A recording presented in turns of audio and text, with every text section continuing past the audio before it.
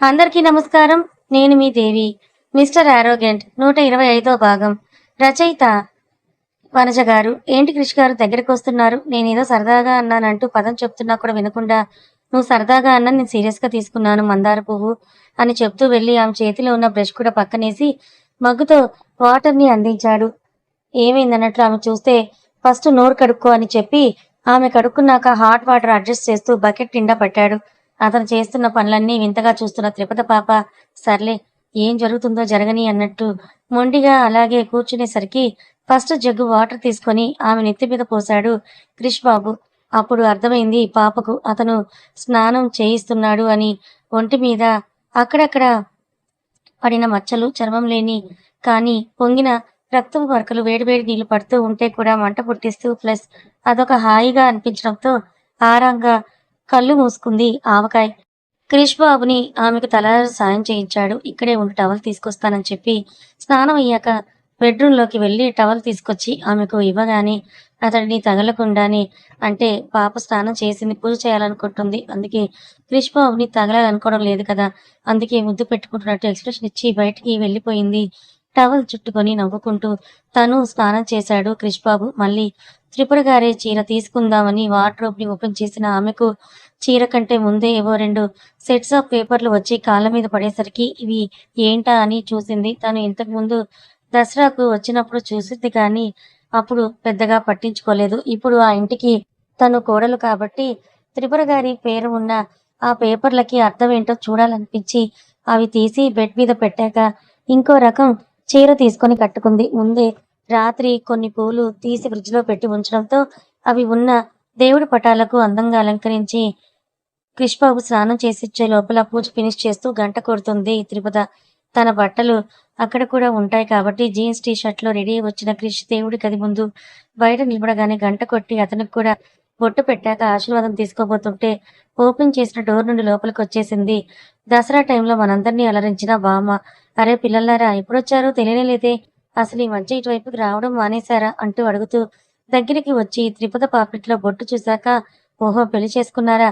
కనీసం మమ్మల్ని పెళ్ళికి కూడా పిలవలేదు కదా! అంటూ బామ్మ అలిగినట్లుగా ఫేస్ పెట్టేసరికి క్రిష్‌కు హారతి కళ్ళకద్ది తిరిగి దేవుడి గదిలో పెట్టేసి వచ్చిన త్రిపుద పెళ్లి అనుకోకుండా జరిగిపోయింది బామ్మగారు. కానీ రిసెప్షన్ కోసం మిమ్మల్ని పిలవడానికి ఆయన వచ్చారు కానీ ఆ టైంలోనే మీరు లేరు అంటూ చెప్పేసరికి అవునే 2 నెలల కిందట ప్యాకేజీలో దేవస్థలాలకు తీసుకొని వెళ్తామంటే వెళ్ళామని చెప్తూ నేను చెప్పానా అప్పుడే కిట్టయ్య మీ మేనమామ కూతుర్ని పెళ్లి చేసుకో అని అంటూ చూసావా ఇద్దరి జంట ఎంత చక్కగా ఉందో అంటూ బామ్మ చెప్తుండేసరికి అవును బామ్మ నిజంగానే మా మేనమామ కూతురు నా పక్కన సరిగ్గా ఉంది అంటూ చెప్తూ ఉంటే సర్లే కానీ ఒకసారి ఇద్దరు మా ఇంటికి రండి అని బామ్మ పిలిచేసరికి టిఫిన్ చేసేసి వస్తాం బామ్మ అని చెప్పాడు క్రిష్ బాబు. ఏం అవసరం లేదులే మీ ఇంటి ముందు చెప్పులు చూసి ఇద్దరు వచ్చుంటారని అర్థమై నేను కూడా అక్కడ వేడివేడిగా పెసరట్టు వేశాను.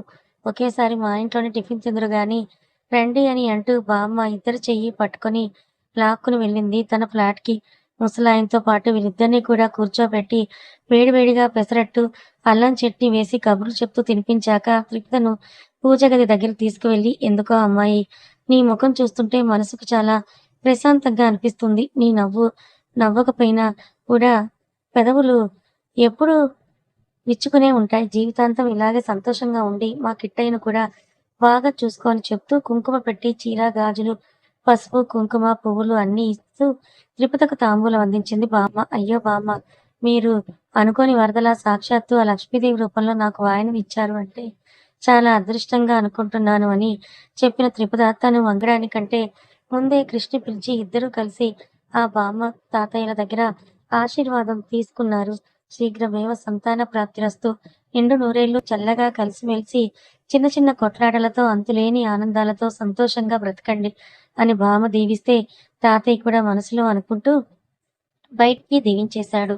అప్పుడప్పుడు ఇక్కడికి వస్తుండండి అని చెప్తే బామ్మ తప్పకుండా వస్తాము అని చెప్పి బామ్మకి చెయ్యి ఊపి ఈ ఫ్లాట్‌లోకొచ్చేశారు త్రిపుర, క్రిష్‌లు. ఇంకా ఏమైనా ఇక్కడ పని ఉందా? వెళ్ళిపోదామా? అంటూ క్రిష్ అడిగేసరికి వెళ్ళిపోదాం క్రిష్ గారు అని అంటూ బెడ్‌రూమ్‌లోకొచ్చి ఇద్దరి ఫోన్‌లు తీసుకోబోతూ ఉంటే ఆమెకు బెడ్ మీద పడేసిన పేపర్లు కనపడడంతో దీని గురించి మర్చిపోయానే అని చెప్తూ అవి తీసుకెళ్ళి క్రిష్‌కి ఇచ్చింది పదం. ఏంటి వర్క్ లైఫ్ బ్యాలెన్స్ గురించి అగ్రిమెంట్ రాసుకొచ్చావా అంటూ అతను వెటకారంగా అడిగేసరికి, అబ్బా లేదు క్రిష్ గారు, ఈ పేపర్‌లో నాకు వార్డ్‌రోబ్‌లో కనపడ్డాయి. ఏవో అగ్రిమెంట్ పేపర్ లాగానే ఉన్నాయి. మీరు చూడండి ఒకసారి అని అంటూ ఆమె అతనికిచ్చేసరికి, ఈ ఫ్లాట్‌కి నీకంటే ముందు సంవత్సరాల నుంచి వస్తున్నా. నేను ఈ పేపర్స్ నాకెప్పుడూ కనిపించలేదు అంటూ అడుగుతూ సోఫాలో కూర్చొని అవి ఓపెన్ చేశాడు క్రిష్ బాబు. మీరెప్పుడూ అత్తయ్య బట్టల జోలికి వెళ్ళలేదు కదా!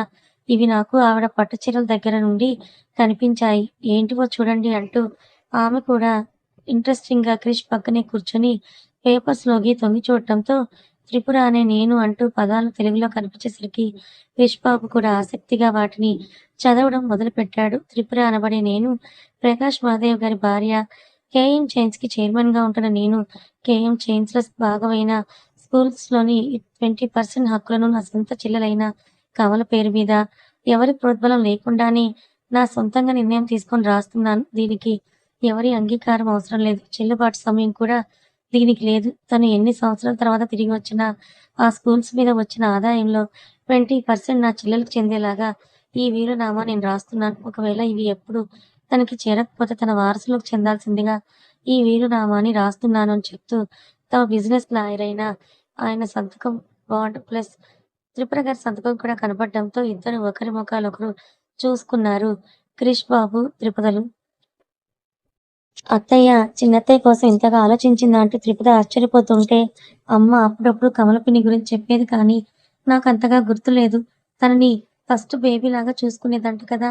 మొన్న నాన్న చెప్పినప్పుడు అర్థమైంది. శర్మగారు పిన్నిని పెళ్లి చేసుకొని ఆయన ఎలా సాధిస్తారో ఆయన మూర్ఖత్వం గురించి ముందుగానే తెలిసి అమ్మ పిన్ని కోసం ఈ స్టెప్ తీసుకొని ఉంటుంది అని అంటూ క్రిష్ చెప్పగానే, అత్తయ్య తెలివి మామూలు తెలివి కాదు క్రిష్ గారు. ఇప్పుడు ఈ పేపర్స్ వాళ్ళకి ఇస్తే ఎంత సంతోషంగా ఫీలవుతారో కదా అని అంటూ సంబరపడుతూ ఆ రెండో పేపర్ కూడా ఏంటో చూడండని త్రిపుర చెప్పగానే అది కూడా ఓపెన్ చేశాడు క్రిష్ బాబు. సేమ్ మ్యాటర్, కాకపోతే కమల పేరు బదులు హరిత ఉంది. తను ఎలాంటి పరిస్థితుల్లో మా దగ్గరికి వచ్చిందో నాకు తెలుసు కాబట్టే హాస్పిటల్స్‌లోని 20% ప్రాఫిట్స్ హరిత పేరు మీదకి వెళ్ళేలాగా ఈ వీలునామా రాస్తున్నాను. తనకి వివాహం పట్ల ఎలాంటి ఇంట్రెస్ట్ లేదు కాబట్టి తనకు ఈ సంవత్సరం పుట్టినరోజు నాడు అగ్రిమెంట్ ఇస్తున్నాను. తన కాళ్ళ మీద తను నిలబడాలనుకుంటూ అంటూ త్రిపుర గారు తన చేతులారా రాసిన లెటర్ కనపడగానే ఇక త్రిపుర, కృష్ణకు మైండ్ బ్లాక్ అయిపోయింది. హరిత అత్తయ్య గారి కోసం కూడా త్రిపుర అత్తయ్య ఇంతగా ఆలోచించేవారా అని అంటూ ఆమె షాక్ అవుతూ ఉంటే, మా అమ్మ ఎంత మంచిదో ఇప్పటికైనా తెలుస్తోందా అంటూ క్రిష్ అనగానే, నేనేదో చెడ్డ అన్నట్లు మాట్లాడతారేంటి క్రిష్ గారు? మా అత్తయ్య నాకు కాకపోతే ఇంకెవరికి గొప్ప చెప్పండి అంటూ ఇప్పుడు ఇంటికి తీసుకొని వెళ్ళి అందరి ముందు ఇవి ఇస్తే అందరూ చాలా సంతోషపడతారు కదా అని అంటూ పదం పాప ఎక్సైట్ అవుతూ చెప్తూ ఉంటే, ఆహా! ఇప్పుడు కాదు, ఎప్పుడు ఇవ్వాలో నాకు తెలుసు. అప్పటి వరకు కాస్త ఈ పేపర్ల గురించి తమరు మైండ్‌లో నుంచి తీసేస్తే చాలా బావుంటుంది అంటూ చెప్పగానే మూతి ముడుచుకొని, మీ మైండ్‌లో ఏదో ప్లాన్ ఉంది కదా!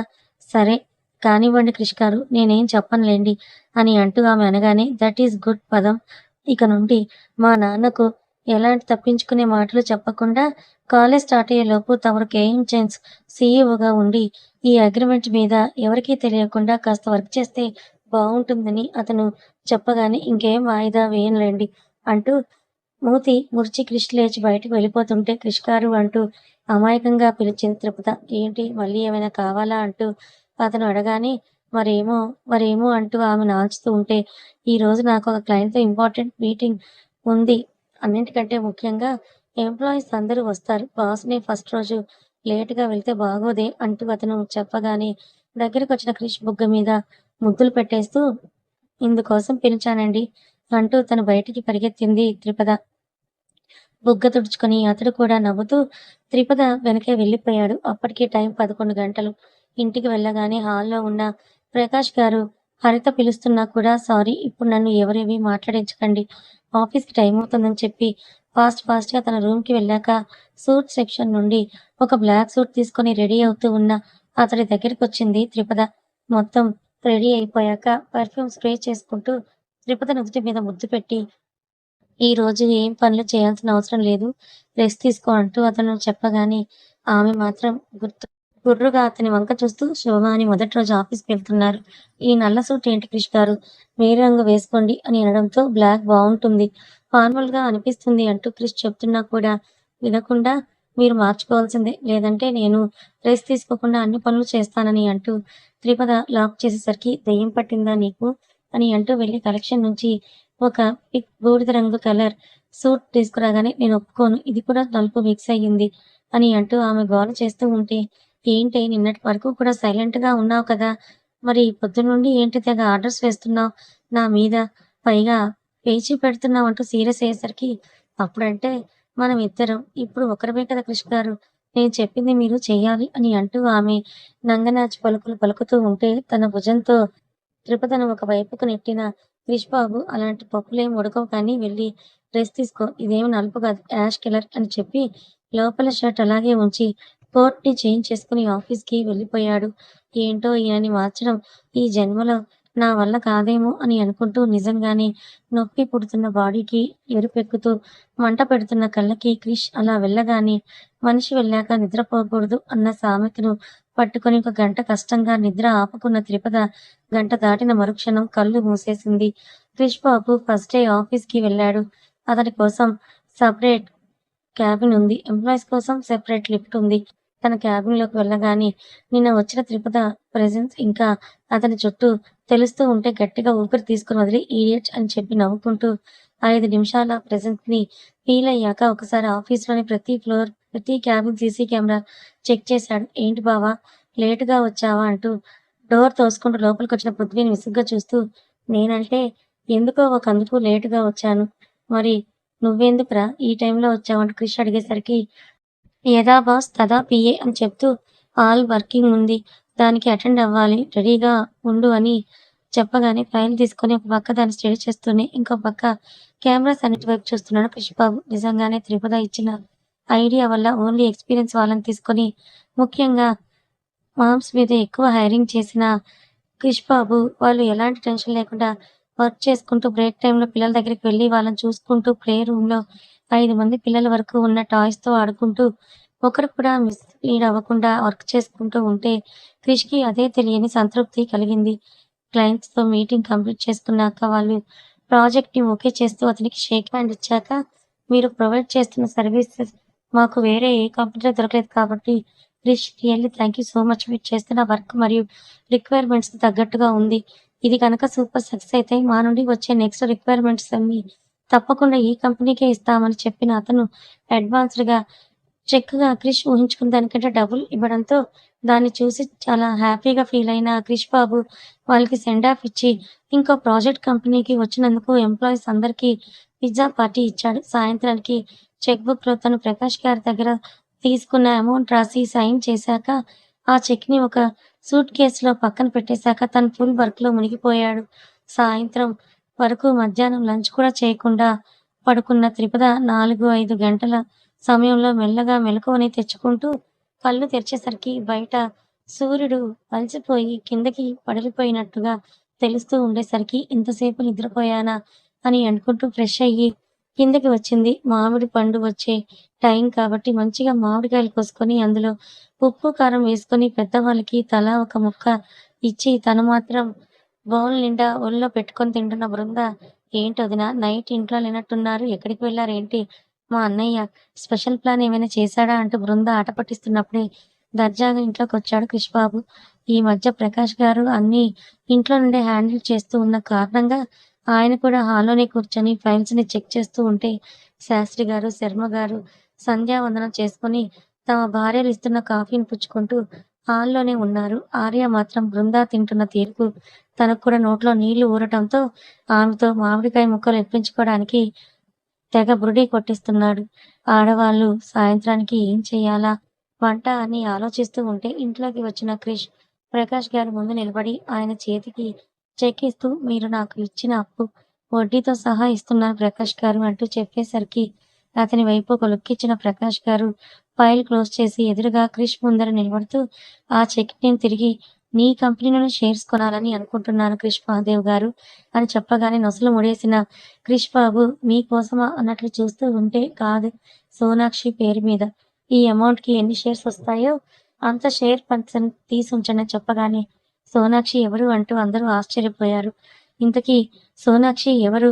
ఫ్రెండ్స్ మీరేమైనా గెస్ చేస్తున్నారా? ఖచ్చితంగా స్టోరీ ఎలా ఉందో కామెంట్స్ చేయండి. కథ నచ్చితే లైక్ చేయండి. ఇలాంటి మరిన్ని మంచి కథల కోసం ఛానల్‌ని సబ్స్క్రైబ్ చేసుకోండి. Thank you so much.